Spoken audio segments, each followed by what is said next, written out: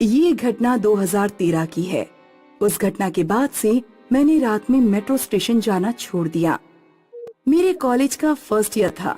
वैसे तो मैं शाम तक कॉलेज से लौट आती थी, लेकिन उस दिन कॉलेज का फेस्ट था जो अंधेरा होने तक चला। फेस्ट से लौटने के बाद मैं कुछ देर अपनी फ्रेंड सुमिधा के घर रुकी रही। सुमिधा, अब मुझे चलना चाहिए, कहीं ऐसा ना हो कि लास्ट मेट्रो भी छूट जाए। हाँ ठीक है, जाओ। 2 दिन तक मैं कॉलेज नहीं आऊंगी। आज डांस करके ना बहुत थक गई हूँ। मैं भी नहीं आने वाली। मेरी फ्रेंड के घर से नियरेस्ट मेट्रो स्टेशन त्रिलोकपुरी था। ये underground metro station pink line पर है और उस टाइम ये नया नया ही शुरू हुआ था। मैं जब प्लेटफॉर्म पर पहुंची तो सिर्फ लास्ट मेट्रो आना बाकी थी और मेट्रो स्टेशन पर कोई भी नहीं दिख रहा था।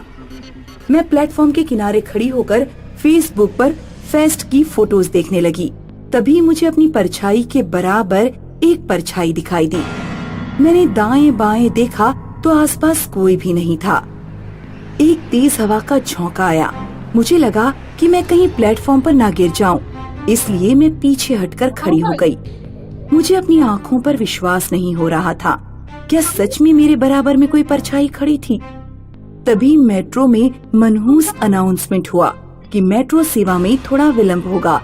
असुविधा के लिए खेद है। अब ये मेट्रो को भी अभी ही खराब होना था। तभी मैंने कुछ ऐसा देखा कि मेरा सिर चकरा गया। एस्केलेटर से बिना सिर का एक आदमी उतर रहा था।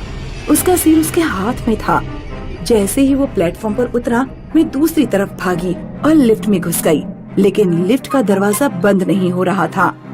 अचानक वो बिना सिर का आदमी लिफ्ट के सामने कुछ दूरी पर खड़ा हो गया। उसने हाथों से सिर अपनी गर्दन पर रख लिया और फिर वो लिफ्ट की तरफ बढ़ने लगा। हेल्प मी, कोई है यहाँ पर? Help me please. इससे पहले कि वो आदमी लिफ्ट के अंदर आ पाता, थैंक गॉड कि लिफ्ट बंद हो गई। लिफ्ट ऊपर गई, लेकिन लिफ्ट के दरवाजे ने फिर मुसीबत में डाल दिया। अब ऊपर वाले फ्लोर पर दरवाजा खुल ही नहीं रहा था। लिफ्ट मुझे फिर से नीचे प्लेटफॉर्म पर ले जाने लगी। मैंने सुमिधा को कॉल किया, लेकिन वो फोन नहीं उठा रही थी। सुमिधा यार, फोन उठा ले। आखिरकार लिफ्ट नीचे आकर खुल गई। सामने वो आदमी नहीं था। मैंने दाएं बाएं देखा, वो कहीं नहीं था। मेट्रो में फिर अनाउंसमेंट हुआ कि मेट्रो 5 मिनट में आने वाली है। मैं डरते डरते लिफ्ट से बाहर निकली। जिंदगी में पहले कभी मेरे साथ ऐसा कुछ भी नहीं हुआ था। मेरी पूरी बॉडी पसीने से भीग रही थी। दूसरी तरफ के प्लेटफॉर्म पर मुझे एक सफाई वाला झाड़ू लगाते हुए दिखा। तब मेरी कुछ हिम्मत बंधी। मैं जानबूझकर काफी दूर चलकर गई और जिधर वो सफाई वाला झाड़ू लगा रहा था, उसके सामने ही बेंच पर बैठ गई। दूसरे प्लेटफॉर्म पर मेट्रो आई। मेट्रो में लोग दिखे तो मेरा डर और भी कम हुआ। जब मेट्रो चली गई तो वो आदमी जो झाड़ू लगा रहा था गायब हो चुका था। एक बार फिर से मैंने पूरे प्लेटफॉर्म पर खुद को अकेला पाया। तभी सुमिधा का फोन आ गया। हेलो सुमिधा, यार यहाँ मेट्रो पर पता नहीं क्या हो रहा है। क्या हो रहा है? तुम्हें लड़के छेड़ रहे हैं क्या?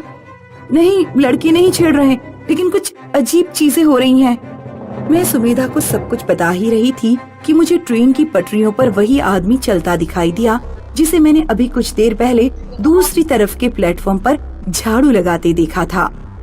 तभी मेट्रो का हॉर्न सुनाई दिया। मैंने उस आदमी को आवाज दी, हे, पटरियों से हट जाओ, ट्रेन आ रही है। लेकिन उसने मेरी आवाज नहीं सुनी।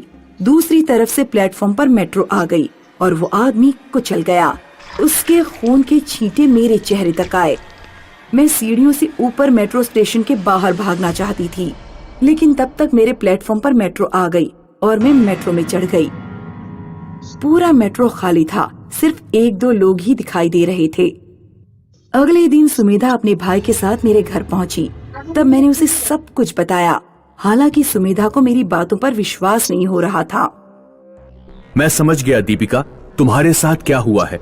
जब त्रिलोकपुरी के मेट्रो स्टेशन पर काम चल रहा था तो वहाँ एक हादसा हुआ था जिसमें एक सफाई कर्मचारी मारा गया था। हालांकि बात मीडिया तक नहीं पहुंची थी क्योंकि इससे मेट्रो स्टाफ की बदनामी होती है। शायद तुम्हें उसी सफाई कर्मचारी की आत्मा दिखाई दी है। वो आत्मा कई और लोगों को भी दिखाई दे चुकी है। मेरे दोस्त के साथ भी ऐसा ही कुछ हुआ था जैसा तुम बता रही हो। उस दिन के बाद से मैंने कान पकड़ लिए हैं। अब कभी भी लेट नाइट किसी मेट्रो स्टेशन पर नहीं जाऊंगी।